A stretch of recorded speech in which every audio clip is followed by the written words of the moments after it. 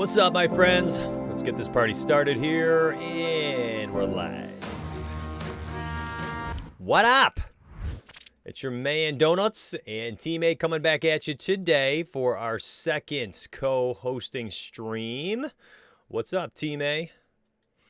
What's going on, Mitch? Just ready to have a good slate. I'm ready to rock and roll too.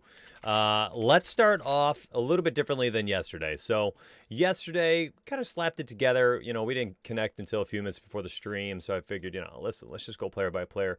Tonight, I think actually looking at DraftKings, I'm going to keep up 3 different tabs. All right, so you can envision it like this. I'll have DraftKings Fantasy Cruncher open. I'll have our DraftKings projections page open. And also DraftKings, I'll have the actual lineup building page open as well so that we can kind of talk through our process with the projections, see how they look as a lineup, and then ultimately dive into Fantasy Cruncher and get to work. So why don't you take it away? We're going to start same place. We'll look at point guard position tonight. I want to go position by position rather than game by game, and let's build it out, man. Go for it. All right, yeah. Point guard is really hard to get away from Jordan Clarkson because we got Mike Conley out, so he's really hot for me in my run that I just did, and you know, Chris Paul and Lonzo stand out as well, but they're more of a more for tournament play. Clarkson is definitely in play for cash. Also getting Chason Randall from Orlando pretty heavily. I'd probably prefer that in cash, but he's really cheap at 3,400. All right, yeah, I feel what you're putting down there. My issue there at point guard tonight is truly it's just it feels like that mid tier is just too nice to get away from tonight. I feel like we've got a lot of upside there.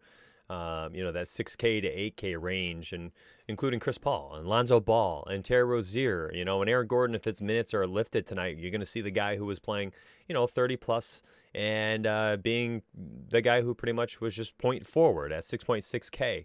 And I like that our projections have him really low right now because, you know, I'm assuming this means that minutes cap is not there, or the minutes cap is still there. So I want to see what the final news is on him. I have not caught that. Maybe you did during the day, but CP3 7.7 I absolutely love against Minnesota. Lonzo Ball is one of my favorite plays in the entire slate. I think because of his price tag at 6.9K, a lot of people are going to be going down to Jordan Clarkson. You pay an extra $800 to get yourself Lonzo Ball, and you have a guy who potentially can outscore him by 10, 15, 20 points tonight if Clarkson returns like your average 27, 28 points. We did have a stretch not too long ago, and I was looking at this earlier where, you know, we had no Mike Conley from, I believe, the Clippers to the Pacers stretch. Let me see here. Yeah, so we had Jordan Clarkson return 25, 23, 40, 27, 48, and 32 fantasy points. So, you know, yeah, he had two great games, 40 and 48, but he also had 4 games where he was 32 or less, you know, average or subpar. And so I'm looking for ways to get off that type of chalk. Now, if we're looking at someone like Joe Ingles tonight, you know, at 5.2K shooting guard and small forward, let's slide over to the shooting guard position. Now we're cooking because someone like Joe Ingles, you know, if his ownership's up a little bit, the price tag is so cheap still, where during that stretch of no Conley for 6 games, he had 22 at 5K. It's not going to kill you. Another game of 22, not going to kill you. And then he had 38. He had 40. He had 34. Returned a 27-pointer again. That's a little above average. And then they had another game against Orlando later in the month of February with no Mike Conley. That Joe Ingles returned another 35 points. So if I'm picking between the two, and I definitely don't want to have both of them in the same lineup tonight, it's probably going to, at least on DraftKings, let me make that specific, I'm probably going to be leaning on Joe Ingles on DraftKings simply for the eligibility of being able to use him at shooting guard or small forward, both positions which I like to pay down at. How about yourself? Yeah, I think Joe Ingles is great as well. I really agree with you that I probably don't want both because of just really how highly owned they are, and there's just other ways to go on the slate. So I really do like going one or the other, but they both look great. Also at shooting guard, Devin Booker 7,900 looks really good. Getting him a ton, and if you have the salary going out to Brad Beal, looks really good to me as well. We know Beal has one of the higher ceilings on the slate, and he's coming in relatively low owned. So yeah, Brad Beal's a definite pay up spot for me, and I'm not anywhere near Donovan Mitchell. Anthony Edwards is a solid play as well. He's definitely a good guy I want to target in tournaments. I'm with you on Anthony Edwards at 7.1K. I think he goes under owned today because of that price tag. It's semi awkward, whenever you don't have like a pay up guy that everyone wants, they're basically just going to dive down to that 5K range. 4K, what else do you have down there for me? Joe Ingles probably going to be extremely chalky tonight because there's just not a lot of guys at shooting guard you want to pay for. And I think someone like Anthony Edwards is very intriguing. When you look at his game logs, my friends, since he has taken over this role where he has become the scorer and he's been shooting 20 shots per night, has averaged 36 or more in every single game but one. And this goes back like eight games here. Here's a game of 22 shots, scored 38. 24 shots, scored 46. Took 18, scored 37. Took 22, scored 40. It continues 23, 22, and 22 shots, scored 35, 36, 32. And then he goes even further back. The 20 shots on the 24th, scored 45 points. So you're telling me this guy is 7K and basically priced at his floor, and he's got a ceiling around 45, 46 points. I think that's a really unique way to build your lineup today because I don't think many people will be there. I think they'll be on, Bradley Beal at 9-1, a delicious price tag. At 9-1 is phenomenal for Bradley Beal. And I think a lot of people go right up there. I think people go to Donovan Mitchell against Washington, just bleeding fantasy points to opposing teams. And we had a nice run there, again, going back to the shooting guard position and taking a peek at Donovan Mitchell on those games when we had no Mike Conley. He went nuclear here multiple times.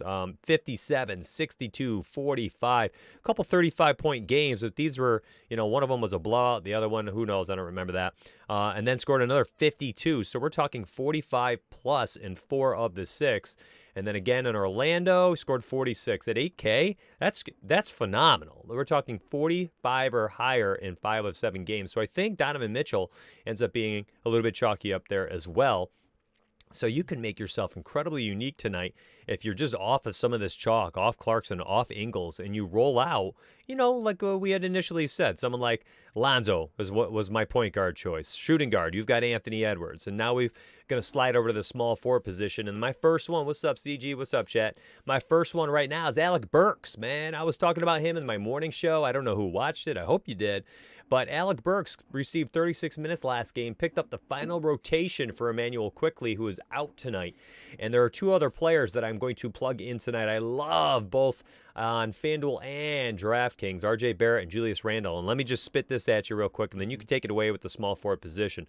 We have 4 games now this year, 4 games without Derrick Rose, Austin Rivers, and Elfrid Payton. Okay? In those 4 games, RJ Barrett returned 24, 50, 34, and 41 fantasy points. And he's just, I think, 6'2 tonight.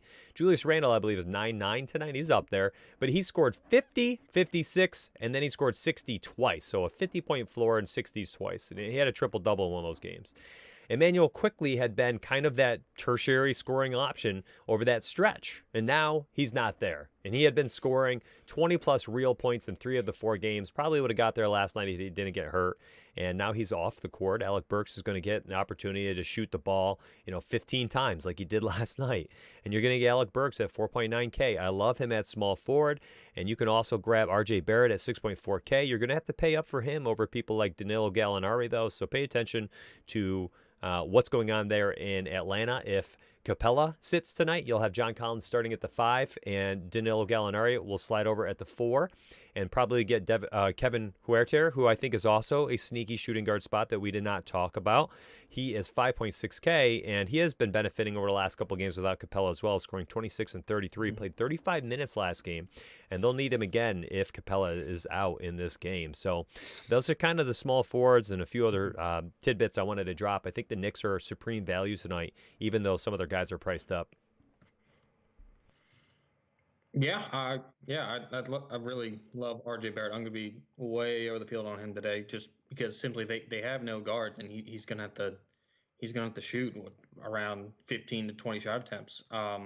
They need someone to score, and I think if you want to go up to LeBron, that's fine as well. Charlotte's a great matchup. They don't really have anyone that's going to stop him. And if you want to pivot off of Alec Burks, Taylor Horton Tucker is a good guy to pivot to. He's seen an uptick in minutes past 2 games from about just less than 20 minutes to getting 26 and 28 minutes in his last 2 games. So that's a pretty good pivot that I'll be on as well at small forward. Looking at power forward real quick, is there anybody in particular you're jumping on for cash games versus GPPs and vice versa? I'd love to hear that.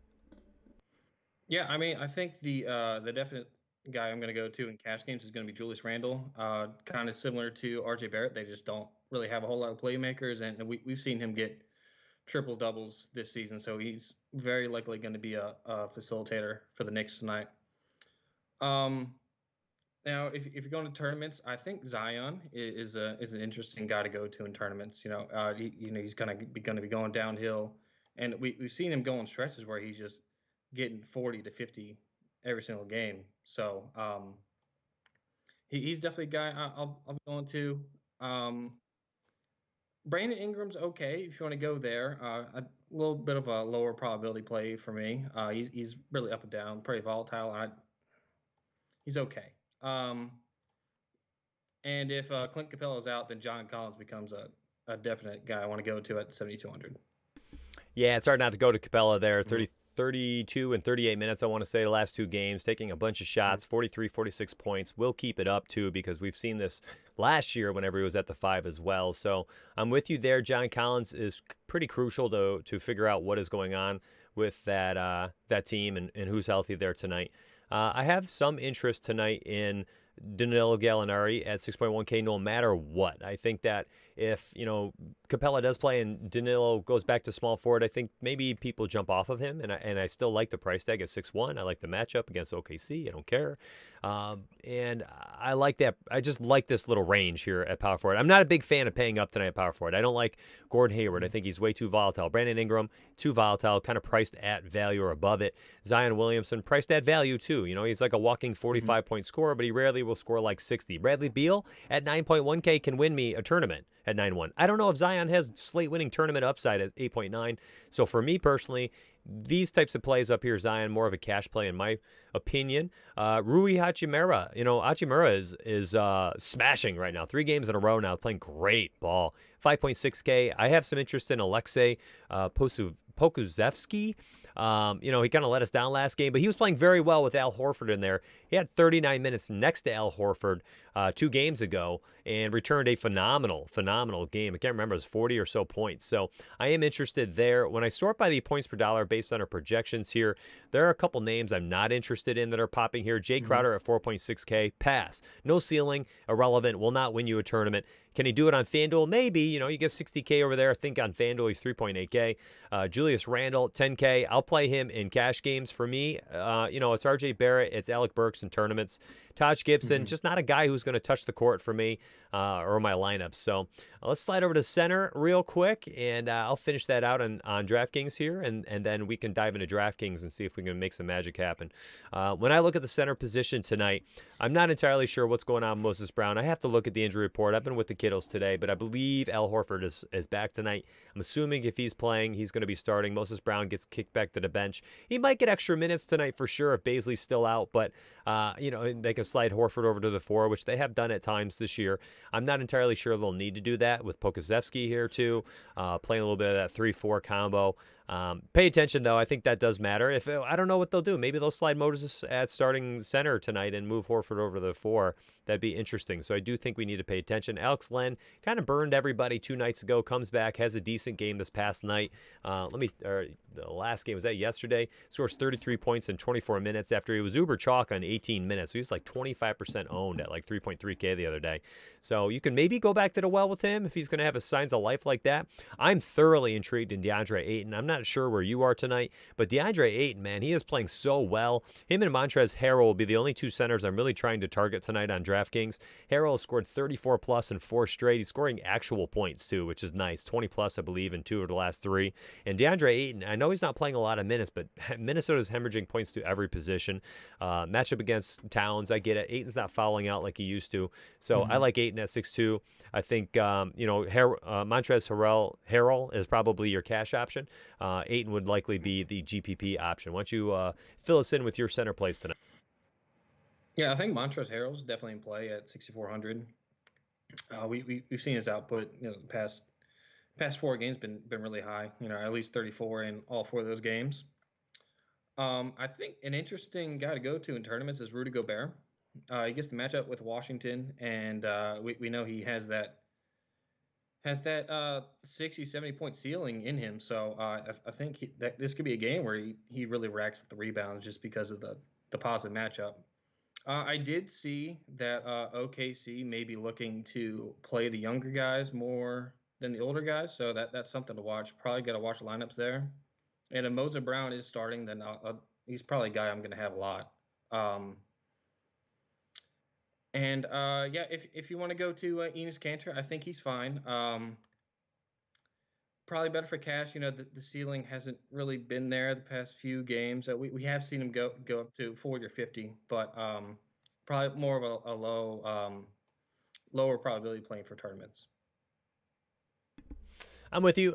Listen, if you had to start with one cash player tonight, based on any news that you find to be relevant, who would that cash? Well, who's going to be one guy who's going to be in your cash core tonight that you're going to put on the website? That's a good question, actually. Who's going to be one of your cash core plays that if a member were to slide over to the NBA cash lineup core builds like I'm right now, and they would see who their cash play is right now. Mine are on the screen. Joe Ingles, Alec Burks, John Collins if Capella's out, Montrezl Harrell.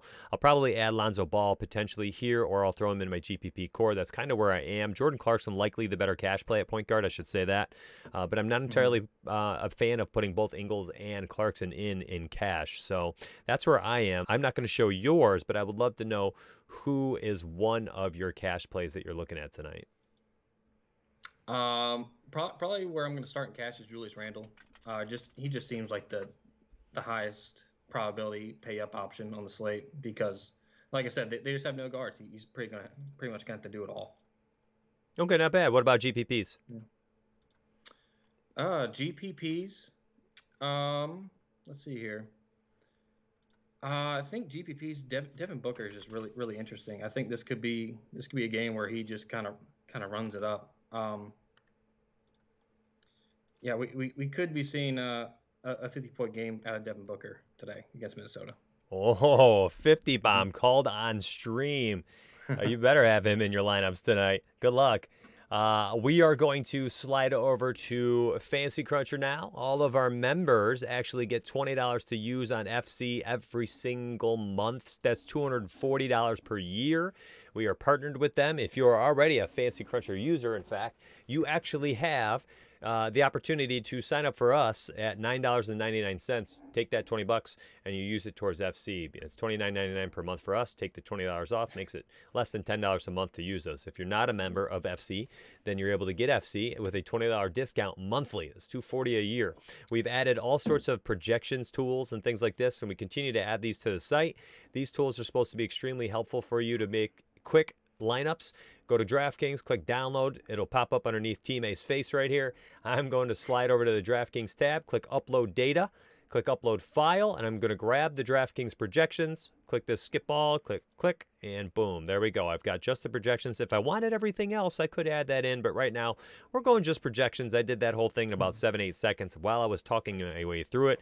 You can do it much quicker without it. So if you want to check out what we have to offer on our website, and if you want our projections, all sports, all content, all access, and you want that $20 discount to FC, go ahead and use the promo code above my head. That's promo code STREAM. Takes $5 off your first month, makes it $4.99. You'll find out once you're in the door. We have other promos running through various things like our Fantasy Football Draft Kit that actually will take $10 off of your DFS membership, give you a free month of SPARI, a free month over here, there. I mean, there's a bunch of free stuff and things are connected right now. It's pretty cool. A lot of things popping right now inside teamriseorfall.com. So CG over here in chat saying, I swear Donuts pronounces names wrong on purpose. I wish I could say I did, man. Clint Capella will play tonight. So there goes the value of most of those guys, truly. I mean, John Collins, I no longer want to pay for at that 7.2 price tag. Tournaments only, you know, you can keep in there. But I'm not. Nathan Knight was somebody I wasn't going to say on stream there. It was going to be someone I was going to mention in my GPP core tonight. I liked Nathan Knight for about 22 to 24 minutes. He was shooting the ball well, but pass. Now I'm just not there. You know, Danilo, I'll keep him in tournaments at 6-1. Kevin Huerter, 5-6, just kind of overpriced now. So Capella, I'm glad we got that news in time. That also allows us not to worry about like that just uber chalk, you know, on some of these players, which is super annoying for these lineup train cash lines. Toller said, I see why you said Kevin who. Yeah, I don't even know who. Huerter? Yeah, Huerter? Herder? Herder? Yeah. They're by ones and zeros, man. That's all DFS is, ones and zeros. What is this? Nikola Vucevic? There you go. Suck it, CG. All right, let's move on. I'm just going to call him SGA because, God forbid, I try to say Shai Gilgeous Alexander. Is it Gilgeous? I think it's Gilgeous, yeah. Gilgeous? All right. We'll let CG, the pronunciation queen over here, help us out with this later. The man sits there behind the curtains jeering at us, but won't get on camera. Yeah, he just got his bowl full of popcorn. He's just ready to laugh at you at any second that he has. It is true. The guy's got no shame whatsoever. One of the things I like doing immediately when I dive into Fantasy Cruncher, Frank Nicolina's popping at 3K, and that just makes me want to puke. This is a guy we've seen play 30-plus minutes before at 3K and just do absolutely nothing with it. I could see a 28-minute type night, 19 points, and you're not happy with it. I think it's just going to be Alec Burks, RJ Barrett. Short rotation. I mean, here's another 33-minute game, 20 points. 32-minute game, 19 points. This guy is irrelevant. I watch him score 40 because I said that. But here we go. What I like to do, and here's Taylor Horton-Tucker. I mean, he's third highest value on the slate for us. And then we have Moses Brown still there. Moses Brown at 4.3. Joe Ingles, fourth highest value. I like to go in here. Chasen Randall at 3.4K. You know, he's another guy like Nicolina who kind of worries me, though. These guys don't shoot the shot, right? They don't shoot at all. You are relying on a very efficient game of you know, padding up the peripheral stats, which I don't like doing, man. Screw that. I want somebody who can score the orange. So one thing I actually really, really like doing when I'm doing this stuff is I upload the projections into FC, and then I simply do a crunch. And I want to, oops, let me grab, you're blocking all my buttons I need to push. I like to crunch out what I want to do for the night. And then I want to see where my exposure is, okay? That allows me to kind of see where are my projections taking me tonight. And then from there, I will tweak. You know, and I talk about this all the time. When I am going to, Toller says, the way you two pick at each other is funny as heck. That's funny. That's all out of love, man. I love that guy. Listen, the way I like to do this is I talk about this in Discord. I actually had a conversation with members today in Discord. I love coaching in there all the time. You know, the price point pivots off chalk is so important. And you can see why. I mean, you know, how many lineups have I crunched out so far? We are on 100 lineups have crunched out. Okay, so if I'm going to sort this real quick by the used column, I'll be able to show everybody how much I have used certain players. If you see this, you're looking at 100% exposure to Randall, chalky player tonight. 94% to Burks, chalky player tonight. In fact, this is a very easy way to see where people are going to go in cash games often. You'll have projections who will lead you to a certain lineup construction. Now, if you want to make your pivots, one really unique way you can do it, really easy way, is simply going to sort by the used percentages, and then you just look at these guys. All right, Nicolina 3K, Jordan Clarkson 6.1K. All right, so you go to salary, you sort by salary, and you just look for the price point pivots. That's literally it. So, for instance, I had this conversation with a newer member, Kyle, in Discord, and I was talking about price point pivots, and I talked about, listen, you have player A who's going to be higher owned, you have player B, half the ownership. There's a perfect example tonight. Now, I get it. Dennis Schroeder, oh, gosh, CG, keep your mouth shut. Dennis Schroeder. Schroeder? Yeah. What? Get out of here. Jordan Clarkson, going to be chalk. You've got an opportunity here to go with Schroeder at 6.2K as a phenomenal pivot in my mind. He is coming off a crappy game, goes against LaMelo Ball. We know he's got 30-point-plus upside. We know in 4 of the 7 games, Clarkson scored under 30 points, all right? 4 of the 7. I know. He gets a nice bump, 124.25 Vegas implied total. I get it. Yeah, smash spot. But listen, we see smash spots fall flat on their face all the time. So you can make another pivot down. Go to Ricky Rubio. I don't like the matchup, but I do like what he's putting out there as of late, okay? He's playing very efficient ball. So these are the types of pivots I like making in tournaments. Clarkson cash, no problem. Tournaments, Dennis S. Ricky Rubio, same thing. I'm going to go over to shooting guard position. Here we go. We got Joe Ingles, 75%. Clarkson, again, 71%. So, sort by salary. Ingles, 5.2K. 2 options. Number 1, make a price point pivot to someone who's lower owned, like Jalen Noel, who's playing good basketball. 28, 26, 24, 49 points, playing good minutes too, 25 plus and 4 straight. So that's a price point pivot, or you can simply just build differently. Don't have the same lineup construction. You go up the salary scale. If the 2 chalkiest plays tonight are going to be a $6,100 Clarkson and a $5,200 Ingles, well, go up the salary scale, get off both of them in tournaments, and go with Anthony Edwards at 7.1K. Go all the way up to Donovan Mitchell, who is going to leverage that terrible ownership from Ingles, right? What if Mitchell goes for like 59 tonight? Do you think that Clarkson's going to take 20 plus shots? Ingles going to take 18 shots, and everyone's going to be efficient. Everyone's going to score, and the team's going to put up 145 points. Can it happen? Oh, yeah, okay, sure. Yeah, it can, but I want to play a game of probabilities. So you can be totally unique in tournaments, go all the way up to Anthony Edwards, go up to Devin Booker, go up to Donovan Mitchell, and get off the chalk at those positions. So I like to do that. I'll crunch out the initial projections, and I'll see where it's taking me. And then I'll go into my GPP core on the website, and I will write out the players exactly how I'm having these thoughts, exactly what I'm seeing here. RJ Barrett chalk at 6.4K. Well, Gallinari at 6.1K is a nice tournament pivot then, right? Anthony Edwards, 7.1K, a nice tournament pivot, again, at the small forward position. So I know I just went on a nice 5-minute tangent. I'm going to kick it back to you. Go ahead and break down kind of how you are targeting tournaments tonight on Fantasy Cruncher. If you have any specific strategy that you have kind of looked into, or what your thoughts are to go. That I really make my pool and make my tournament lines the exact same way you just said. So you kind of hit the nail on the head there. But yeah, really, I really like to take a look at what I get in the initial crunch, and then I kind of look at where I could go from there. So like, for example, today you're probably going to get a ton of Clarkson and Ingles. So really, you can kind of look at it as where can you go? And a guy that stands out for me at shooting guard or Fanduel is Taylor Horton-Tucker. Again, he's coming in pretty much unowned right now, which is very interesting. I'll probably make that pivot definitely in MME. Anthony Edwards stands out as well. You can go there, and if you want to go all the way up to Bradley Beal, I think that's a fine tournament play as well.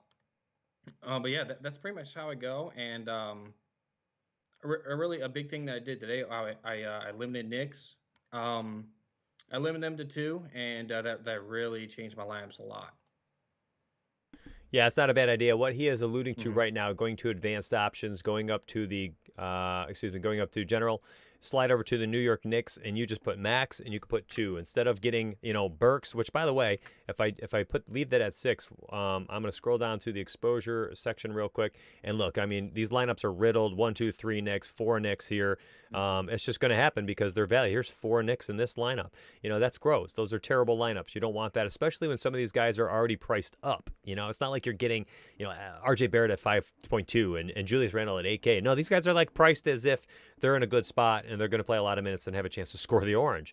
So you don't want to jam in 3, 4 guys who are volatile and or at value. So I love that idea tonight. I think in general, stopping your lineups from having any more than 2 of the same team in tournaments is always a fine option. Cash games, I don't mind 3 sometimes if the prices are low. We're talking like some Houston value over the last week or two has been fine in cash games. You're running out Kevin Porter, you're running out Jayshawn Tate, Victor Oladipo, all these guys. For Kenyon Martin, you were running 3 to 4 of them in cash games, and so was the rest of the industry. And you had these cash lineups that were scoring 380 points across the industry on FanDuel and on DraftKings. 340 was a cash line the one night, so for double up. So capping at 2 automatically will make sure that anybody who forgets to do that, you are different than their entire 150 max file, and that is a good way to just kind of pivot from the field a little bit. Another way you can do it too is putting a minimum maximum in your lineup building. This came out several years back, and I'll drop this here, and then we're actually going to take off, so Team A and I can go do our cores, player pools, and things for the site. Team A, if you ever get a bounce in the middle of these to go do like your priority picks for the company and stuff, by all means, just be like, all right, man, I'm out, okay? And then you just bounce in the middle of it. When we are putting together our lineups, I talk about putting a min salary in often, but I don't often talk about doing a maximum salary. And this was applicable during the NFL season. I had said that we had gone over this, and I don't remember the stats, but or whatever it was like 80% of lineups or something high, 71% of lineups, something like that, had used 50K in their lineups. Like 71% of all lineups had used 50K during NFL. So simply just doing this and putting yourself at 49,900, you are already being in the top. You're already in unique territory, right? So if a tournament is paying out 20% of the field, you are now building 150 lineups against only 29% of the field. It's you and the 29% of the field that did not use their full salary. That's a really unique way to build 150 lineups or 20 max lineups, whatever, to just build really good lineups still, but not moving with 71% of the field up and down the standings. You're moving with or against the 29%. And it's a really fun and quick way to climb these standings quickly too. I definitely like that more so in sports like PGA, MMA, NFL, where it's extremely volatile. NBA, I kind of like eating as much of the salary up as I can. That was the difference last night of using Sterling Brown at 4.6K at small forward to Larry Nance Jr. at 4.7K, who I just couldn't find a way to get to. I didn't have that $100, and there was a 28-point differential in their scoring last night. So NBA is different. PGA, volatile. Guy misses a cut. It doesn't matter. Your lineup sucks anyways then. You only got 4 out of 6, 5 out of 6. Who cares what your salary was used? So I figure that's a really good way to leave people on the road. One big thing that we always like to do in Discord is help coach. We help teach and coach, try to help people learn how to build lineups and then compete, right? So you got to be able to learn through Discord, and then you can learn how to build on your own, and then you compete. I don't want you to need Rise or Fall. I just want you to be a part of us because you want to be a part of us. So ideally, you join up, you learn a lot, soak in as much as you can from each other, from others, from us. Improve your game, and from there you make the decision: do I want to keep paying less than $1 a day to stick with us and get 20 bucks to FC, or do I want to go branch out and do my own thing? You're welcome to do whatever you want. We'll see you on the inside, my friends. teamriseorfall.com. Thank you very much for hanging out with us today, Team A. Again, man, thanks for this. I'll see you tomorrow at 5:30 p.m. Eastern with Team A, and I'll see you, hopefully, viewers, at 11:30 for the Fancy Cruncher Rewind stream. Team A, anything you want to say on the road, on the way out? Last thing, Clint Capella, 7,600 on DK, looks really good.